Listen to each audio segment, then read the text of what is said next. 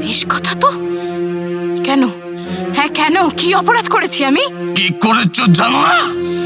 আমার ছেলে চাই, সন্তান চাই। আমার মুখে আগুন দেবে কে? চুপ চুপ করো তো, এখন একটু চুপ করো। সবাই যে শুনছে। না, আমি চুপ করব না। প্রদীপের গল্প স্বল্প, শুধুমাত্র ফান্টানে। এখানে থাকছে কিছু রহস্য, কিছু ভয়, কিছু হাসি, কিছু প্রেম আর অনেক কাহিনী। Any digital copy of this content leading to piracy is a crime. এই গল্পের যে কোনো পাইরেসির বিরুদ্ধে আইনানুগ ব্যবস্থা নেওয়া হবে। পাইরেসি দণ্ডনীয় অপরাধ। দয়া করে পাইরেসি করবেন না এবং পাইরেসি সাপোর্ট করবেন না।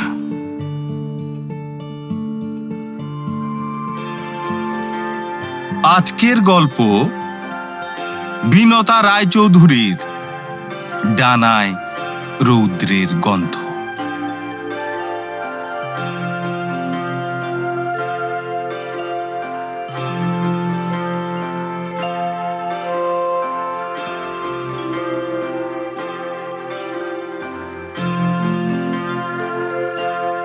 রাধিকার বয়স তখন 2.5 বছর। তখন ওর মা মারা গেল। আর 5টা সাধারণ মেয়ে অত অল্প বয়সে মা হারালে যেটা ঘটে, সৎ মায়ের অবশ্যম্ভাবী আবির্ভাব, সেটা রাধিকার জীবনে ঘটল না। রাধির বাবা বসন্ত বড্ড ভালোবাসত রাধিকে। আবার বিয়ে করলে রাধির অবহেলা হতে পারে মনে করে বসন্ত আর ছাদনাতলার স্বপ্ন দেখেনি। নিজের সামান্য একটা দোকান থেকে যা আয় হতো তার বেশিরভাগটাই সে জমাতো রাধির জন্য। বসন্ত গরিব ছিল ঠিকই, কিন্তু তার গরিবই ছিল না। অনায়াসে সে রাধির জন্য ঘোড়ায় চড়া রাজপুত্রের স্বপ্ন দেখত। বউয়ের জন্য বসন্তর মন পুড়ত ঠিকই, কিন্তু রাধিকে কোলে নিয়ে আবার সে পোড়া মন জুড়ত। এই রাধির জন্যই তার বেঁচে থাকার ইচ্ছা প্রবল ছিল, কিন্তু তার ইচ্ছাকে একটু আমল না দিয়ে মাত্র 3 দিনের জ্বরে মৃত্যু তাকে জোর করে ধরে নিয়ে গেল। 10 বছরের রাধি তখন 2 বিনুনি বেঁধে রীতিমতো স্কুলে যায়। বসন্তদের আধা গ্রাম আধা শহর অঞ্চলে স্কুল ছিল। তখনও সাক্ষরতার ধুম না লাগলেও অনেকগুলো ছেলে মেয়ে সেই স্কুলের পড়ুয়া ছিল। রাধিকা তাদের মধ্যে ছিল একজন।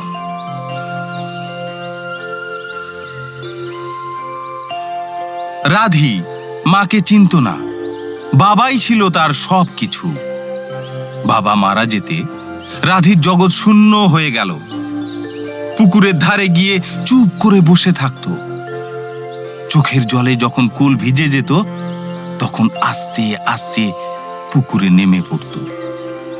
জলের মধ্যে মুখ ডুবিয়ে প্রাণপণে চিৎকার করত, বাবা, বাবা, বাবা।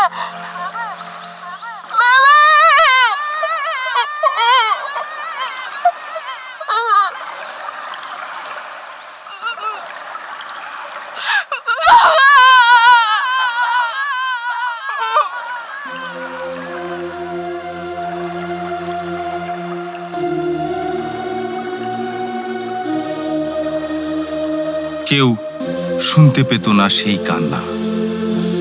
রাধির বুক ফেটে যেত। কিভাবে আবার বাবাকে ফিরে পাওয়া যায় সে অঙ্কের হিসাব মেলাতে পারত না। তাছাড়া 10 বছরের রাধির বোঝার বয়স হয়ে গিয়েছে যে মরা মানুষ আর ফেরে না, কিছুতেই ফেরে না। রাধির মা মারা গেল, বাবা গেল, এবার রাধি একা।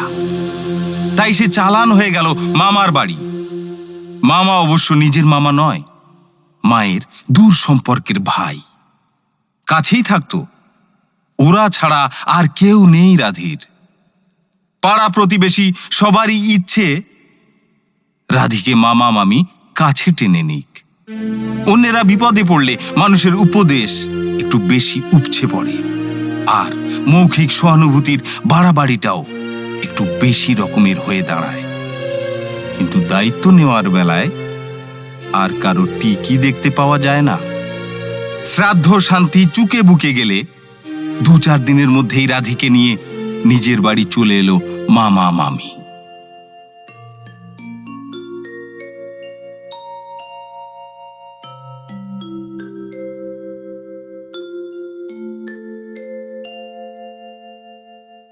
সবাই ভাবল এবার বোধহয় রাধির সুখের দিন ফুরলো। বাপ মাহিনা রাধির বাকি জীবনটা মামির মুখ নাড়া আর মামার চড় চাপড় খেতে খেতেই কাটবে। কিন্তু বাজার চলতি উপন্যাসের সব কাহিনীকে নস্যাৎ করে দেখা গেল রাধিকে ওর মামা মামি নিজের মেয়ের মতো করেই ঘরে নিল। এমনকি ওর স্কুলও ছাড়িয়ে দিল না। রাধি আগের মতো 2 বিনুনি দুলিয়ে স্কুলে যেতে লাগলো। মামি বলল, যাক ও স্কুলে পড়াশোনা করুক, ওর বাপের বড্ড ইচ্ছে ছিল। তাছাড়া ও পড়লে ওর পিছনে পিছনে আমার দুটোও যাবে।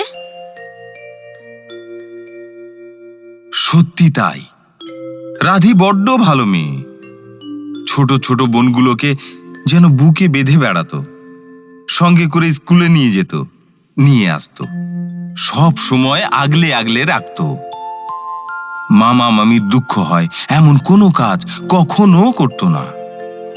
ঘরের সব কাজেও মামিকে সাহায্য করত। রাধি মামার সংসারে একেবারে মিলে মিশে গেল। যারা রাধির দুঃখে কপাল চাপড়ে একটু কাঁদবে টাঁদবে বলে আশা করে বসেছিল, তারা বড়ই হতাশ হলো।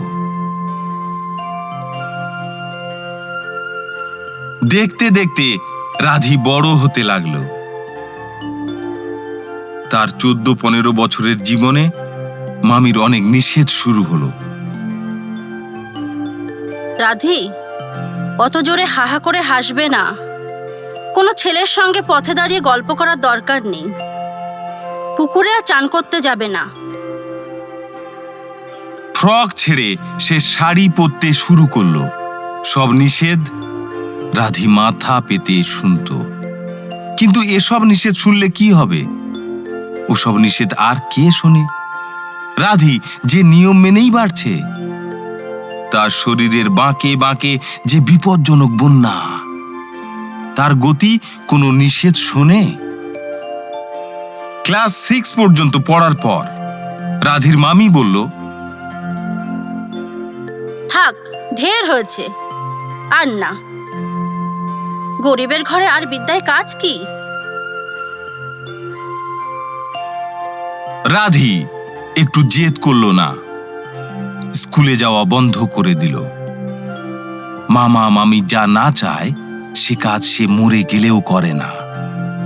রাধি কম কথা বলে, ভাবে একটু বেশি, শান্ত, নম্র, লাজুক।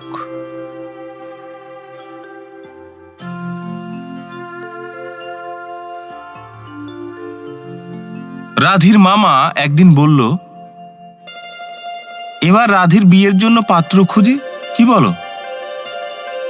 সব ভালো, তা সে যতই ভালো হোক, তার একটা সীমা থাকে। তাই রাধির মামি এবার একটু হিসাব কষে। নিজের 2 মেয়ে, তার উপরে রাধি। স্বামীকে সে অসংকোচে বলে, হ্যাঁ গো, পাত্র তো খুঁজবে।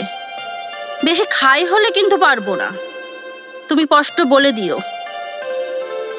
হ্যাঁ হ্যাঁ হ্যাঁ, তুমি কি পাগল হলে? সে কি আমার সাধ্যে কুলোবে গো? হ্যাঁ, তাছাড়া রাধি আমার সুন্দরী মেয়ে, ওর বিয়েতে পোঁয়াল লাগবে না। মেয়েকে আমার সেধে নিয়ে যাবে, দেখো তুমি। হ্যাঁ, দেখো বুঝে সুঝে। রাধি আমার পর নয়, কিন্তু কিন্তু পেটেরও 2 আছে।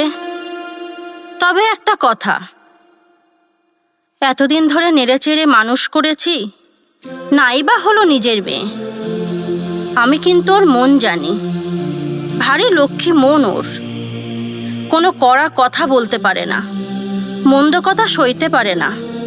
বড্ড নরম ধাতের মানুষ। চোখ দুটোতে কি মায়া দেখো না। তাই বলছি, একটু দেখে শুনে ছেলে খুঁজো।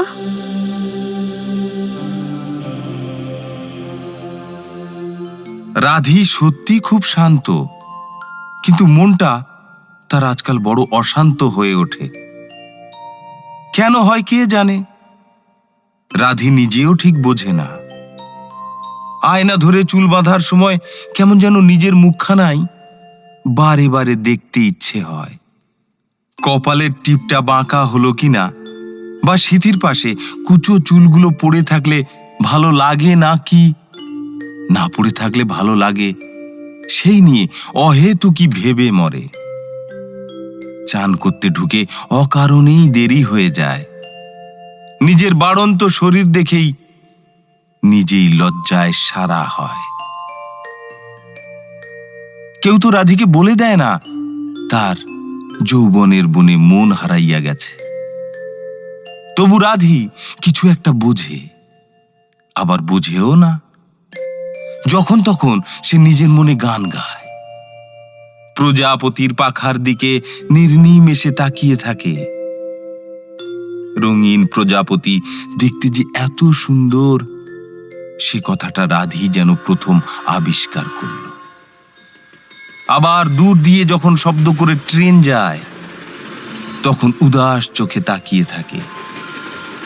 তাদের বাড়ি বাস রাস্তা থেকে অনেক দূরে, তবু যখন টাইম ধরে লোকে ফেরে, নতুন কোনো লোক দেখলে রাধি চমকে ওঠে অকারণেই।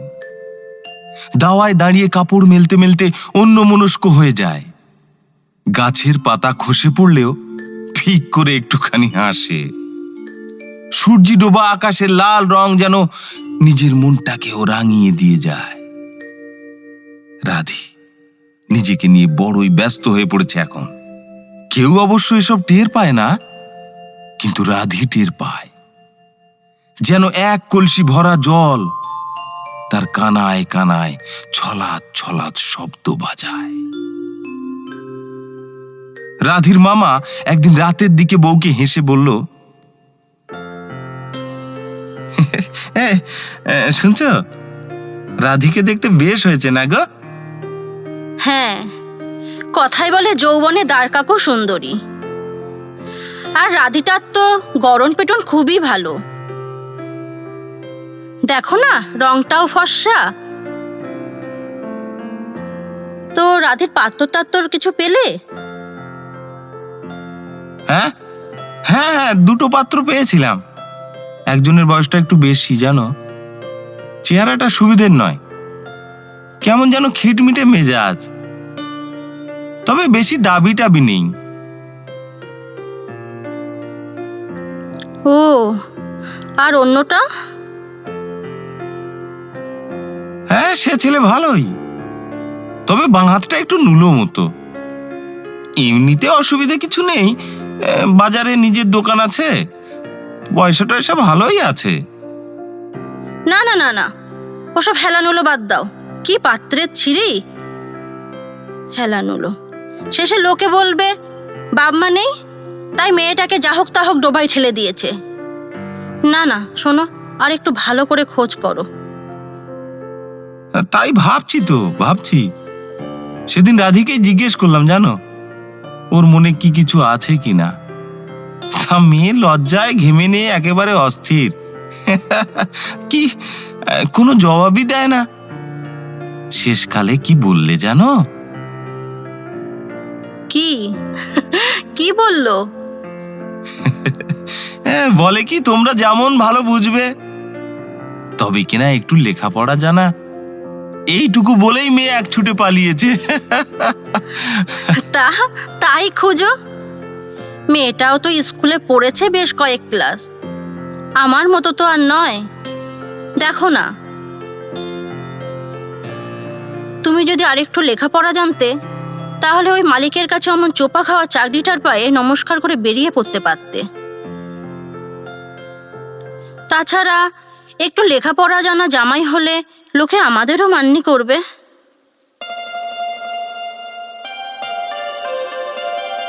রাধিকার বিয়ে ঠিক হয়ে গেল। পাত্রর নাম অনাদি। বয়স বেশি না, আবার ছেলে ছোকরাও নয়। 9 অবধি পড়েছে। কারখানায় চাকরি করে। ঘরে শুধু বিধবা মা। মায়ের অবশ্য কিছু দাবি ছিল, কিন্তু ছেলে পাত্রী দেখে বেঁকে বসেছে। এই মেয়ে তার চাই, অন্য কিছুই চাই না। পাত্রের বাড়ি একটু দূরেই, ট্রেনে করে গেলে 7-8 স্টেশন পরে। জায়গার নাম মানিকপুর। পাকা বাড়ি নয়, তবে নিজেদেরই ঘরদোর। চালে টালি, মেঝে পাকা, দেয়ালও পাকা। কারখানা থেকে অনাদি উপরি টুপরিও পায় বোধ হয়। মেয়ে খেয়ে পরে সুখেই থাকবে।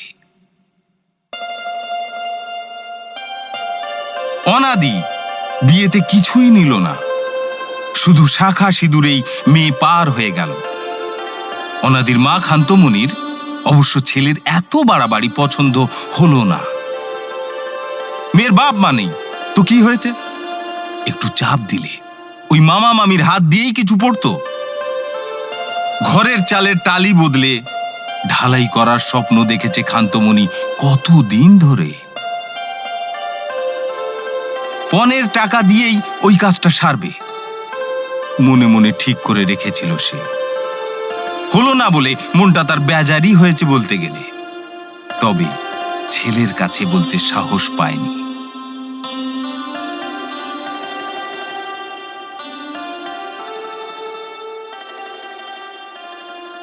প্রতিবেশী ননিবালার কাছে একদিন গজগজ করে খান্তমণি ক্ষেত জানাচ্ছিল। ওই ধলা রঙেই ছেলের আমার মাথা ঘুরল। অত ধলায় কাজ কি? একটু কালো কুলো মেয়ে হলে টিপ্পি চলতো। আমার ঘরের চালটা তো পাকা হতো। রাধিকে দেখেই চুপ করে গেল খান্তমণি। কথার মোড় অন্যদিকে ঘুরিয়ে নিল।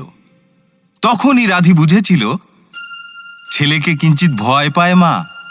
খান্তমণি ননিবালার কাছে ওইসব গল্প করেছে।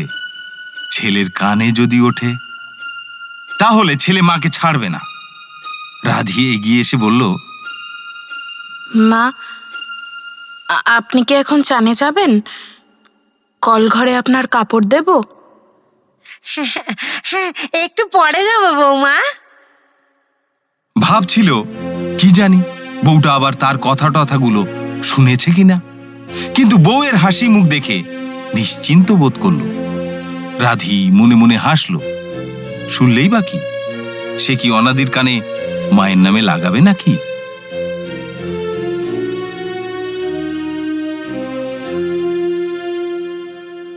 ননিবালা একটু হিংসে হিংসে মুখে বলল, তা বউ তোমায় বেশ যত্ন আত্তি করে দেখছি। তা করে, এসে থেকেই আমাকে আর উনুনের আঁচে বসতে দেয় না। আসন পিড়ি সাজিয়ে ভাত দেয়। তবে আর দুঃখ কিসের তোমার? আমার ঘরেরটার মতো তো আর ভিঙ্গি নয়। হ বাবা গো, চলে গেলাম। আড়াল থেকে রাধি হাসে। এইবার সাত কাহন করে ননিবালা শুরু করবে ছেলের বউয়ের নিন্দে। তার একটু পরেই শুরু হবে জামাইয়ের প্রশংসা। খান্তমণি হাঁ হুঁ করে সায় দেবে। বউ আসার পর তার খুব অবসর বেড়েছে। ঘরের কাজটা সব বউই করে। দাওয়ায় বসে বসে খান্তমণি প্রতিবেশীর সঙ্গে খুব দুঃখের গল্প করে। হঠাৎ ননিবালার আহ্লাদি হাসি শুনে রাধির কানটা ওই দিকে গেল। জামাই আমার কি বলবো কান্ত, একেবারে সোনার টুকরো। মেয়ের স্বামী ভাগ্যি খুব ভালো। সে আমার মানিকে সারা আর কিছু বোঝেই না। প্রত্যেক মাস পাইলে টাকা হাতে পেয়ে মানির জন্য কিছু কেনা চাই। মানির কোনো সকাল রাত বাকি রাখতে চাই না। মানি যা চাই মুখের কথা না পুরোতেই এনে হাসির। ননিবালার মুখ উপচানো হাসি তার সইয়ের মুখেও সংক্রামিত হয়। রাধি মনে মনে ভাবে, যেসব গুণের জন্য জামাই সোনার টুকরো হলো, সেসব গুণ ননিবালার ছেলের থাকলে সে হতো মেনি মুখ, বউয়ের ভেড়া, নির্লজ্জ, বেহায়া। কিন্তু মনে মনে ভাবলেই তো রাধি সেসব কথা মুখে বলতে পারে না। সে মন দিয়ে নিজের কাজ করে যাচ্ছিল। বাইরে উঠোনের রোদে মশলা শুকোতে দিচ্ছিল রাধি। পুরনো বস্তার উপর ছড়িয়ে ছিটিয়ে দিচ্ছিল সব মশলাপাতি, মচমচে করে তুলে রাখবে। রাধি এমনিতে মামির ঘরে ঘরকন্যার কাজ করে সুখ পেত। এখন তো তার নিজেরই ঘর হয়েছে। ঘর নিয়ে সে মশগুল, ঘরের মানুষটাকে নিয়েও।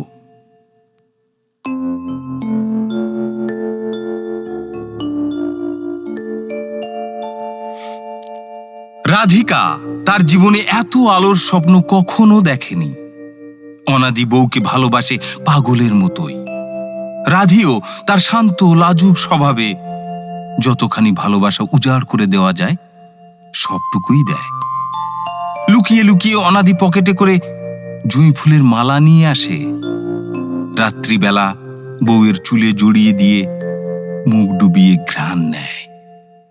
ফুলের গন্ধ, ভালোবাসার গন্ধ মিলে মিশে ঘরের মধ্যে যেন এক স্বপ্নের ঘোর খেলা করে। রাধির মুখখানা টেনে নিয়ে এসে ফিস ফিস করে অনাদি ডাকে, রাঙাবউ, রাঙাবউ। ভালো লাগায় রাধি মরে যায়। স্বামীর বুকে মুখ লুকিয়ে সেখানেই যেন জন্মের মতো হারিয়ে যেতে চায়। দুটি প্রাণে, দুটি শরীরে ভালোবাসার ঢেউ যেন আছড়ে পড়ে, উথলে পড়ে, ভাসিয়ে নিয়ে যায়।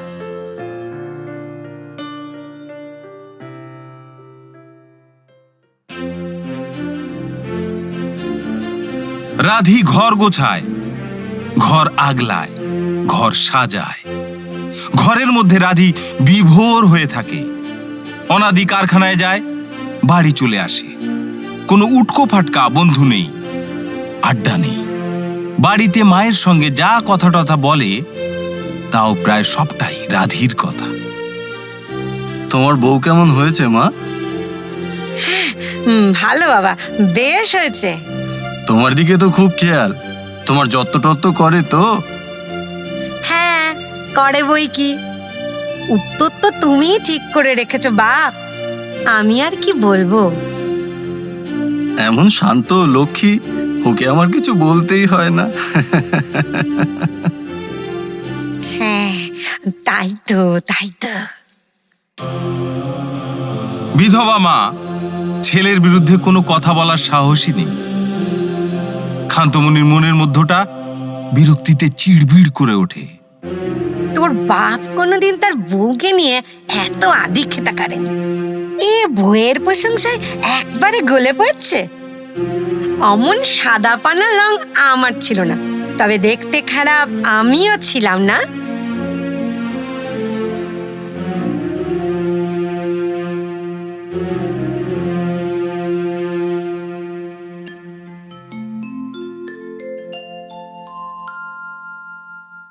অনাদি কেবলই ভাবে কারখানার কাজ শুরু হওয়ার ভোঁ এত তাড়াতাড়ি বাজে, কিন্তু ছুটির হুইসেলটা এত দেরি করে কেন? দুপুরে টিফিনের পর আর কোনো কাজ করতে ইচ্ছে হয় না অনাদির। রাধির কাছে ফেরার জন্য মনে বড্ড তাড়া লাগে।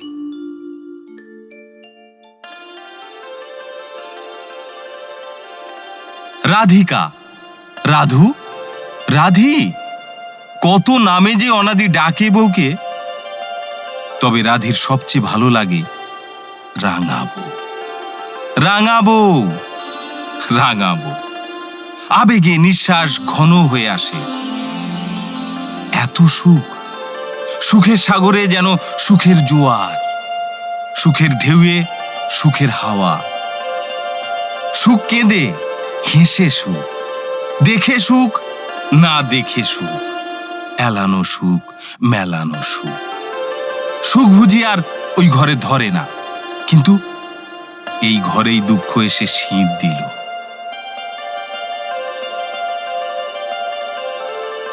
রাধির মনে এখন কেবলই টুংটাং টুংটাং এক অন্য ব্যথা বাজে।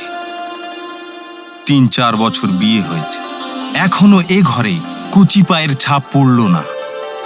অনাদি মুখে বিশেষ কিছু বলে না, তবে তার মনেও ওই একই কথা বিনবিনায়। সে এখন সন্তানের মুখ দেখতে চায়। বিয়ে হয়েছে অনেক দিন, ভালোবাসতে বাসতে রাধিও যেন একটু পুরনো হয়ে গেছে। নতুন অথচ অনিবার্য কিছু দিয়ে অনাদি এ ঘর ভরাতে চায়। বিশেষত বন্ধুদের বাঁকাচোরা কথাও কানে আসে। সত্যি সত্যি বউটা তার বাঁজা নাকি?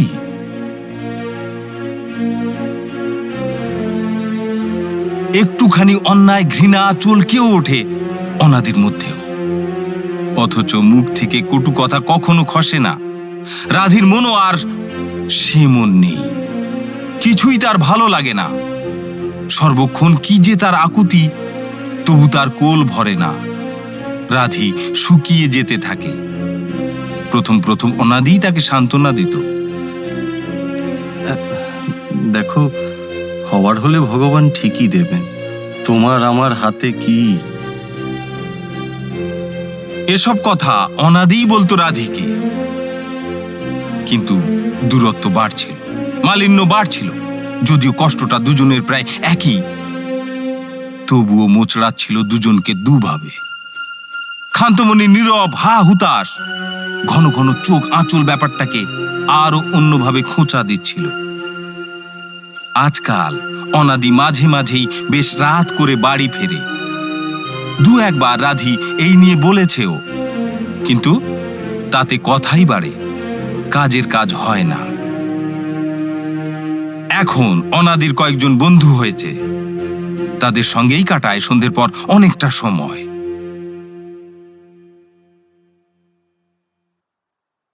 রাধি আর অনাদির মধ্যে একটা সেতুর বড় প্রয়োজন হয়েছে আজ। একটা ছোট প্রাণী পারে দুজনকে আবার আগের মতো ধরে বাঁধতে, এই ঘরটাকে আবার হাসি আনন্দে ভরিয়ে দিতে। কিন্তু তা যেন রাধির ভাগ্যে লেখা নেই, বোধহয় অনাদির ভাগ্যেও নেই। না হলে অনাদি তো বউকে সত্যি ভালোবেসেছিল। তবে তবে একটিমাত্র সন্তানের দাবি কি তার কাছে ন্যায্য নয়? রাধি কি তা বোঝে না? বেশ বোঝে, কিন্তু কি করবে? দুজনের মধ্যে ফাটলটা কেবল বড় হতেই থাকে।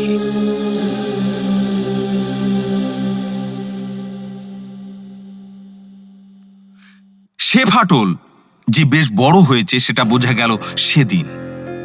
অনেক রাত করে বাড়ি ফিরল অনাদি, মদে চুর হয়ে। রাধি অবাক হয়ে গেল, এ জিনিস তার কাছে নতুন। কোনোদিন সে মদ খেয়ে অনাদিকে বাড়ি ফিরতে দেখেনি। মাতাল আর পাগল, এই দুইয়ে তার বড় ভয়। আশ্চর্য মাখা এক প্রশ্ন বেরিয়ে এলো রাধির মুখ দিয়ে। তুমি মদ খেয়েছো?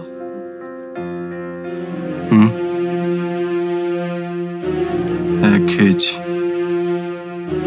কি হয়েছে তাতে? কেন খেয়েছো? কোথায় ছিলে এত রাত অব্দি? বেশ করেছি, খেয়েছি। আমার যেখানে ইচ্ছে সেখানে ছিলাম। তোমার তাতে কি? আমার তাতে কি? বাহ, বেশ কথা তো।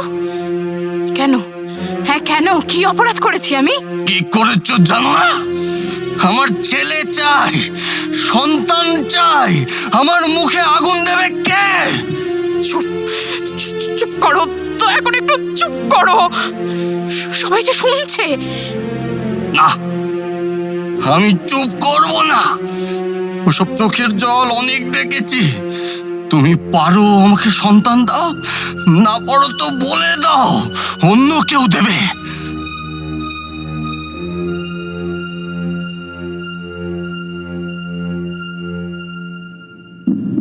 রাধির বুকের মধ্যে ধড়াস ধড়াস করে উঠল।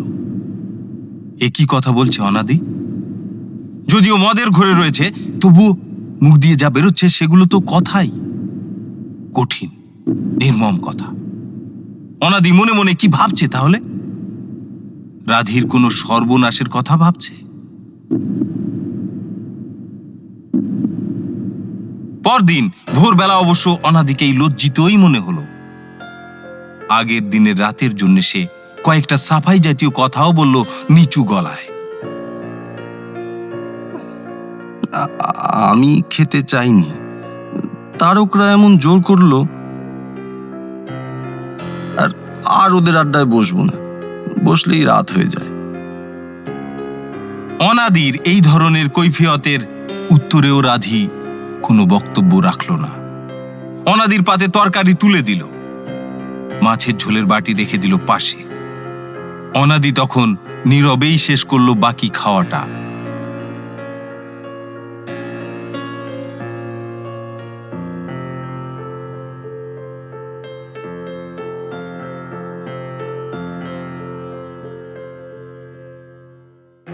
কিন্তু ছবি বদলাতে শুরু করলো।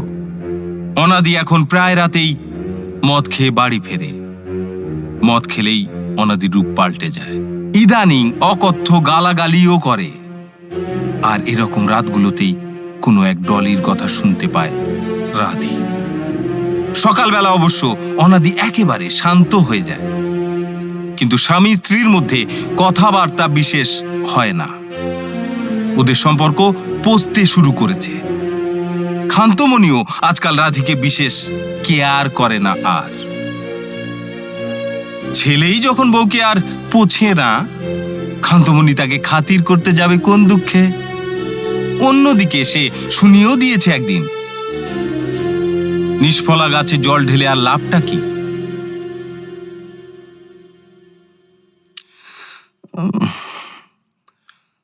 তুমি তো অনেকদিন মামার বাড়ি যাওনি, ঘুরে এলেই পারো।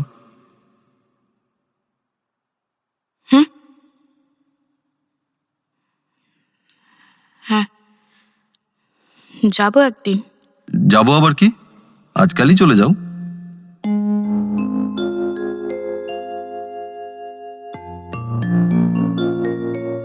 হায় রে, রাধির চোখ দিয়ে দু ফোঁটা জল গড়িয়ে পড়ল। একদিন মামার বাড়ি যাওয়ার শত বায়নাতেও অনাদি রাধিকে ছাড়তে চাইতো না। আজ সেই তাকে ঠেলে পাঠাচ্ছে। রাধি মামার বাড়ি গেল। যাওয়ার সময় অনাদি কিংবা খান্তমণি কেউই রাধিকে জিজ্ঞাসা করল না কবে আসবে। রাধি জিজ্ঞাসা করলো অনাদিকে, কবে আনতে যাবে আমাকে? আনতে যাওয়ার সময় পাবো না, তুমি নিজেই চলে এসো যখন মন হবে। যখন মন হবে?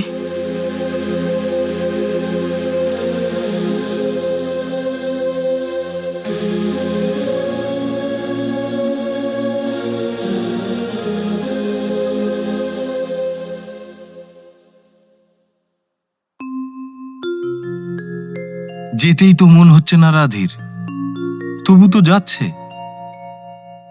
মামার বাড়ি গিয়ে প্রথম দুদিন অবশ্য ভালোই লাগলো রাধির, কিন্তু তারপর থেকে কেবলই পথ দেখতে লাগলো। তার মনে কেমন যেন এক বিশ্বাস ছিল, অনাদি নিশ্চয়ই তাকে নিতে আসবে।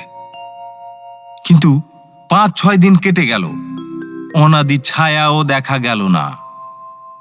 মামি জিজ্ঞাসা করলো, কি রে রাধি, অনাদি তোকে নিতে আসছে না কেন?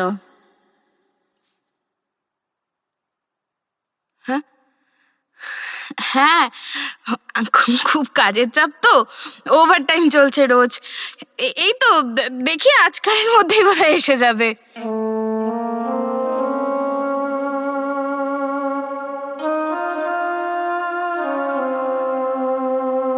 কিন্তু আর বেশি দেরি করল না রাধি, নিজেই চলে এলো মানিকপুরে।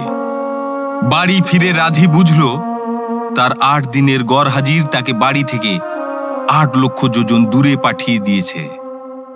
অনাদি ভালো করে কথাও বলল না ওর সঙ্গে। রাধি শুনতে পেল খান্তমণি ডলির প্রশংসায় পাড়া জাগাচ্ছে।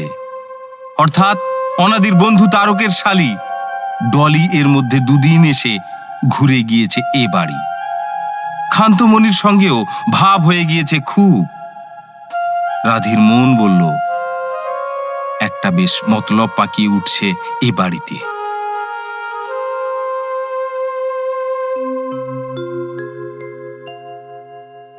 রাধি একাই লড়তে লাগলো। কার সঙ্গে যে লড়াই তা সে বুঝতে পারছে না। তবু বোধহয় সে তার নিজের জায়গা না ছাড়ার লড়াই করছিল, কিন্তু এর কোনো মূল্যই নেই। অনাদি ঠারে ঠোরে তাকে বলেছে, দেখো, আমার সন্তান চাই। সন্তানের অভাব আমি আর সহ্য করতে পারছি না, আর সময়ও দিতে পারছি না তোমাকে। তাই সামনে এখন একটাই উপায়, আবার বিয়ে করা। আর আমি ডলিকেই বিয়ে করব।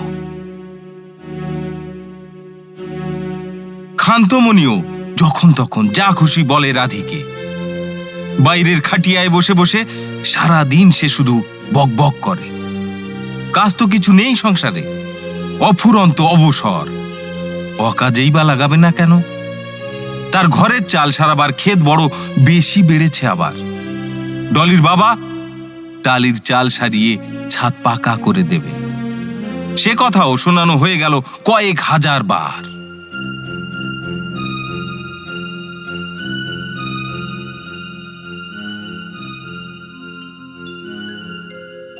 রাধির ঘরের সেই জোনাক জ্বলা রাতগুলো আর নেই। নিশ্চিম শূন্যতা, দুজনের মধ্যের সব উষ্ণতা মরে গিয়েছে। রাধি রাতের অন্ধকারে লুকিয়ে লুকিয়ে কাঁদে। কাঁদে তার না দেখা মায়ের জন্য, অল্পদিন দেখা বাবার জন্য, আর নিজের জন্য। বাপ মাহীন রাধির বড় আশ্চর্য রকম স্বামী সুখ জুটেছিল। এত বেশি বেশি সুখ পেয়েছিল যে বড় তাড়াতাড়ি ফুরিয়ে গেল, যেন এক চুমুকেই শেষ। তাই আজ অবধি রাধি চুমুকে চুমুকে কান্না শোষে। অনাদি নিজেকে বোঝায়,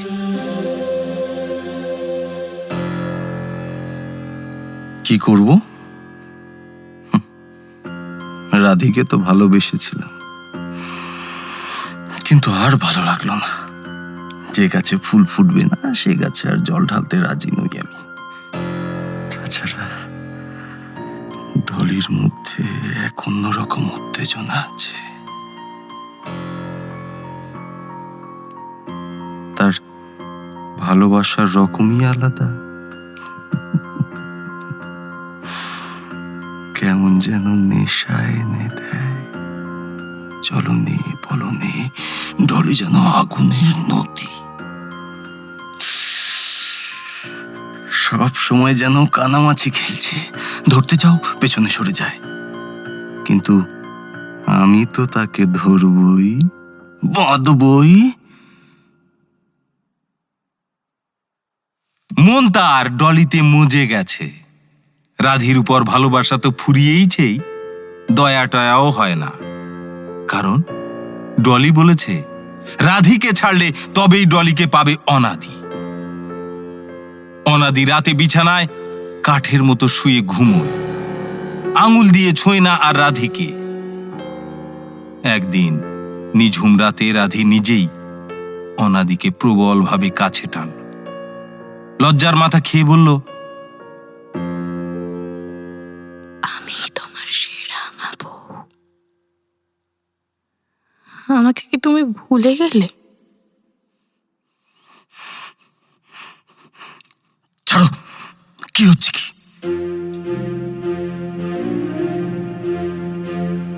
অনাদির বুকে কোনো মোচড় লাগলো না। অনায়াসে সে ঠেলা দিয়ে রাধিকে সরিয়ে পাশ ফিরে শুয়ে পড়ল। প্রত্যাখ্যাতা রাধির সামনে সমস্ত জগৎ যেন ফালা ফালা হয়ে গেল। ব্যথায় নীল রাধি ভাবল, নিজের একখানা হাত কেটে দিলেও যদি অনাদিকে ফিরে পেত। কিন্তু তা বুঝি হওয়ার নয়। একদিন ডলিকে দেখেছে রাধি। সে মেয়ে তো মেয়ে নয়, যেন লাউডকা সাপ। কি চাহনি, যেন বিজলি ছুটছে। শরীরের সব অঙ্গ দিয়ে কথা বলে। ওই পুরুষ মজানি মেয়ের সঙ্গে কি রাধি পাল্লা দিতে পারে? একদল ঘৃণা যেন রাধির জিভ থেকে নাভি পর্যন্ত ছড়িয়ে পড়ল। রাধির মা হতে না পারার ব্যর্থতার জন্য অনাদি হয়তো সারা জীবন একটা অসন্তোষ নিয়ে কাটিয়ে দিত, কিন্তু রাধিকে এভাবে ছেঁটে ফেলতো না, কখনোই না। কিন্তু ওই মেয়েটা একটা সুযোগ নিল। তার সঙ্গে খান্তমণির বিষাক্ত ইন্ধন তো আছেই। প্রথম থেকেই ছেলের বউকে যে শত্রুপক্ষীয় বলে ভেবে নিয়েছে, অপমান অভিমান ছাপিয়েও রাধির চোখে ঘনিয়ে এলো এক মহাদুর্দিনের ঘনঘোর ছায়া।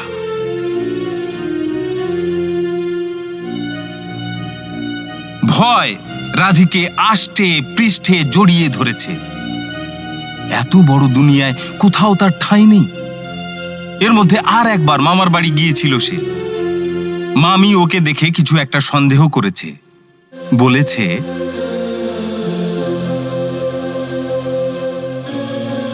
অনেক কষ্টে তোর বোনটার বিয়ে ঠিক করেছি, এখন আর তুই আসিস না রাধি। ওদের কথা একটু ভাবিস। তোর সম্বন্ধে কিছু একটা রটলে ওদের বিয়ে দিতেই পারবো না।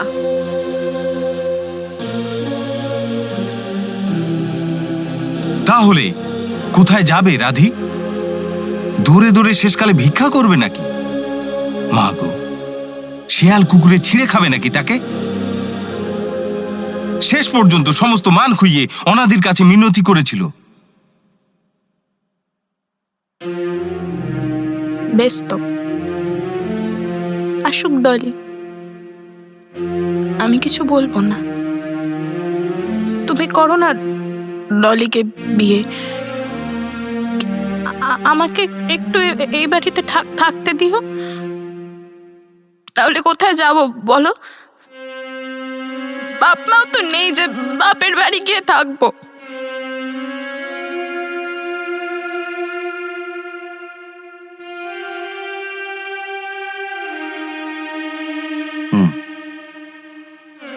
মা, মা, বলছি থাকবে এক কোণে পড়ে, ওই সংসারের কাজ টাজ করবে। পাগল নাকি? একটা বাড়তি পেট, একটা উটকো ঝামেলা, ওসব একবারে আমল দিতে নেই। তাছাড়া ডলিও সাফ জানিয়ে দিয়েছে, রাধিও ঘরে থাকলে সে কোনোদিনই আসবে না।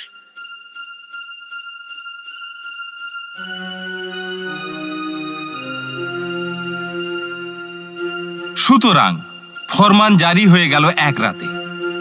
অনাদি কঠিন গলায় জানিয়ে দিল, রাধিকে ছাড়তে হবে এ ঘর।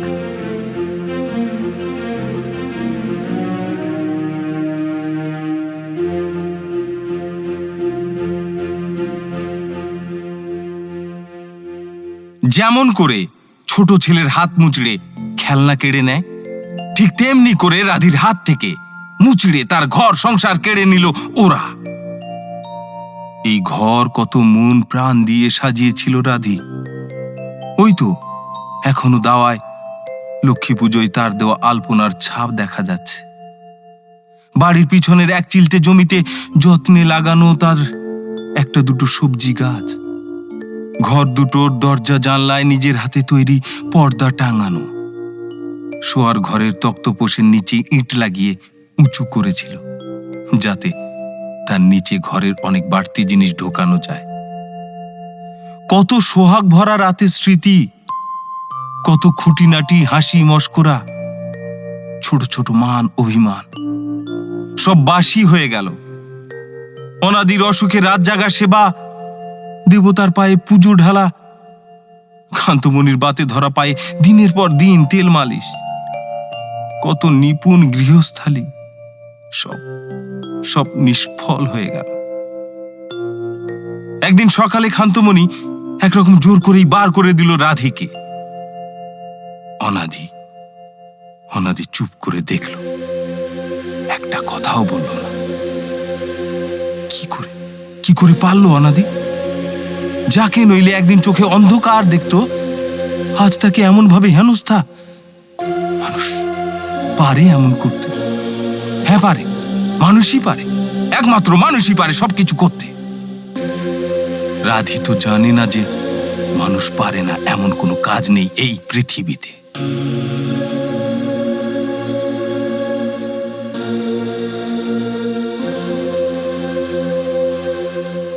বেঘর হয়ে রাধি ফ্যাল ফ্যাল করে ঘুরল এধার ওধার, কোথাও তার কোনো ঘর নেই।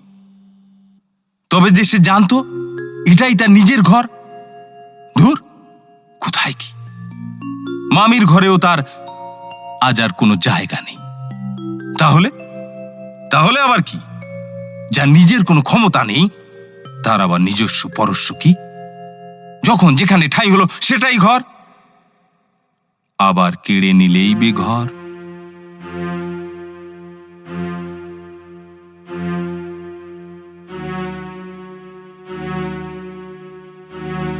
রাধিকা শেষ পর্যন্ত এসে পৌঁছল রমলাদির আশ্রমে। পুলিশ কোর্ট এসব কিছুই করেনি রাধি, কেই বা তার হয়ে সব করবে? আর করে হবেই বা কি? এই আশ্রমে তার মতো আরো কিছু মেয়ে আছে, কারো স্বামী নেয় না, কেউ চোখেই দেখেনি স্বামীকে, কেউ অনাথ, কেউ সংসারের ঝর্তি পড়তি, আবার রাধির মতো ঘর হারানিও আছে কেউ কেউ। সবারই ক্লান্ত ডানায় রৌদ্রের গন্ধ, অন্যায় অবিচারে তপ্ত শলাকা বিদ্ধ, যাদের মন নামক পদার্থটিকেই কেউ স্বীকারই করেনি। অবজ্ঞা আর অবহেলার অবিরাম বর্ষণে ভিজতে ভিজতে শুধুই বেঁচে থাকা। ওরা মাদুর বনে, ধামা বনে, মেশিনে সেলাই করে, আরো কত কি। রাধি এখানে রাধিকা দি, একটু আধটু লেখাপড়ার দৌলতে রমলাদির ডান হাত, হিসাব নিকাশ রাখে, অন্যান্যদের দেখাশোনাও করে, আবার ভালো মতো মাদুর ধামাও বুনতে শিখে গেছে, মেশিনও চালায়।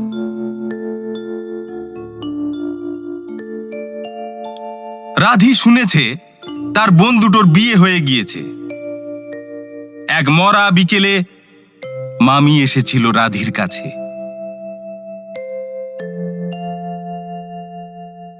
রাধি, এবার বাড়ি চল।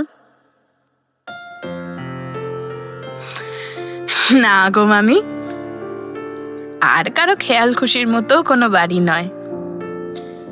আজকে আসি, কালকে রাখ, পরশু বলে পথ দেখ।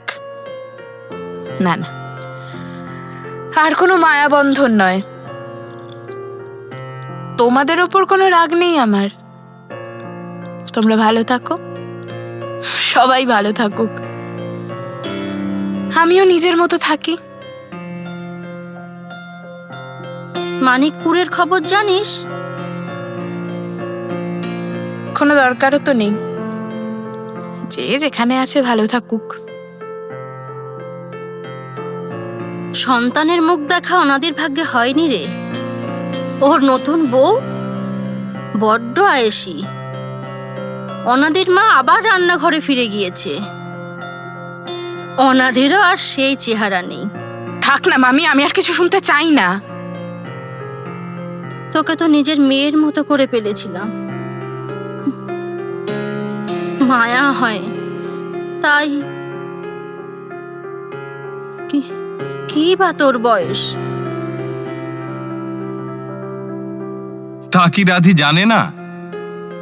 কত লোকের চোরা চাহনি, বাঁকা হাসি তার শরীরের ওপর দিয়ে পিছলে যায়, কিন্তু মনে কোনো আঁচড়ই পড়ে না। অনাদির অবহেলা, ক্ষান্তমণির দুর্ব্যবহার, সেই দুর্যোগময় দিনগুলি কিছুই আর তাকে এখন ভাবায় না।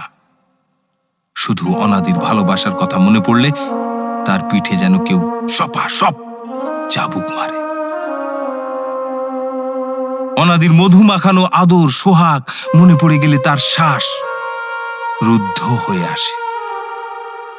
সে ভাবতে চায় না, না তবু কখনো কখনো মনে পড়ে যায়।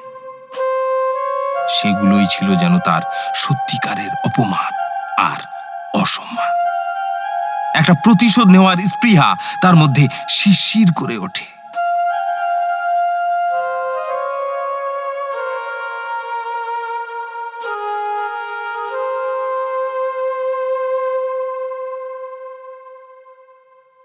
রাধির হাতে কিছু টাকা জমেছে। সেই টাকা দিয়ে সে একটা ঘর নেবে ঠিক করলে, নিজের জন্য, নিজের ঘর। ঘর নিয়ে তারপর একটা বিয়ে করবে ভাবলো। এবার নিজের জন্য বিয়ে। ভাবতে ভাবতে একটা মন্দ নয় গোছের লোককে বিয়ে করে ফেলল। রাধি এখন অনেক কিছু দেখেছে আর অনেক কিছু শিখেছে। সে বেশ বুঝেছে বিয়ে করার জন্যে এই মন্দ নয় ধারার লোকগুলোই সবচেয়ে ভালো।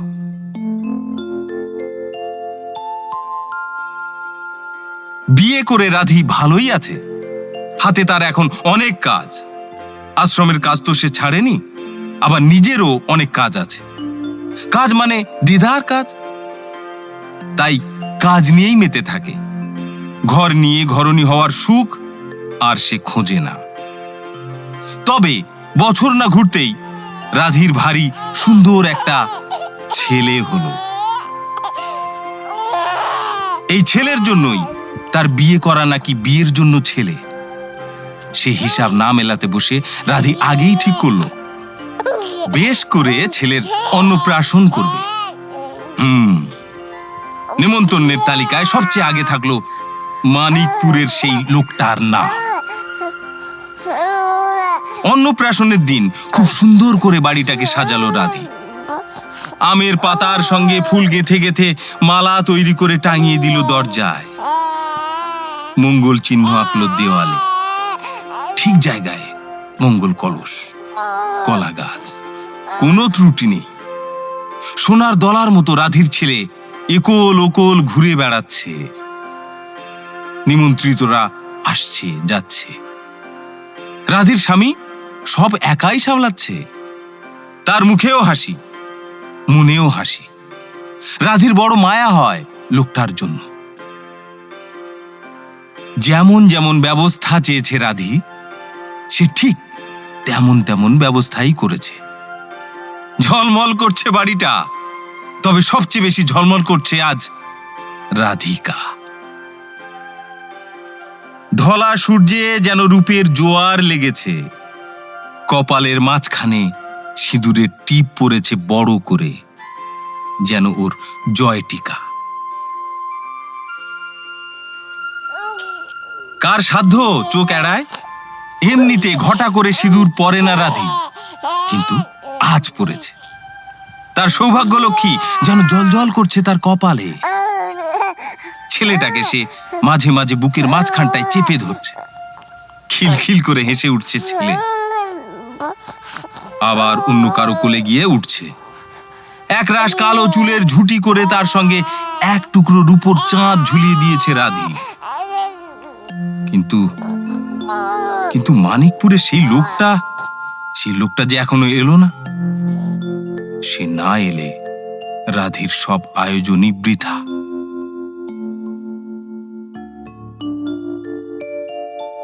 হ্যাঁ, আসবে না মানে? না এসে কি তার উপায় আছে? ওই তো সেই রং আর নেই। সেই চকচকে চেহারা একেবারে উবে গিয়েছে। চুলের মধ্যেখানে টাক, রগের দুধারে চুলগুলো সাদা হয়ে এসেছে। জামা কাপড়ের অবস্থাও তেমন, কেমন যেন কলকুজো ভাব। শুধু ডানা দুটোই নয়, সমস্ত অঙ্গই যেন তার রৌদ্র দগ্ধ, ক্লান্তিতে নুবচুপ, অনুতপ্ত।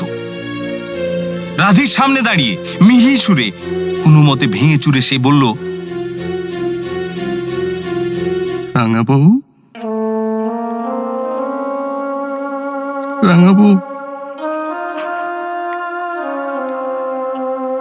নিজের ছেলের মুখ দেখা আর আমার ভাগ্যে হয়নি গো।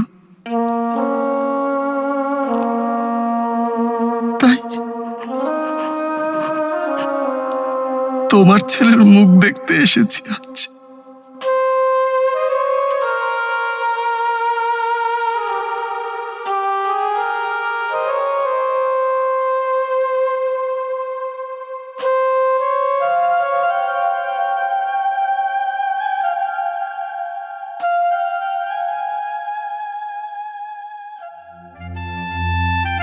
প্রদীপের গল্প স্বল্প আজ এই পর্যন্ত। পরের সপ্তাহে শনিবার ঠিক বিকেল 5টায় হাজির হব এক নতুন গল্প নিয়ে। শুনছেন তো আপনি? অন্যকে শোনানোর জন্য like, share and subscribe my channel ফান্টান।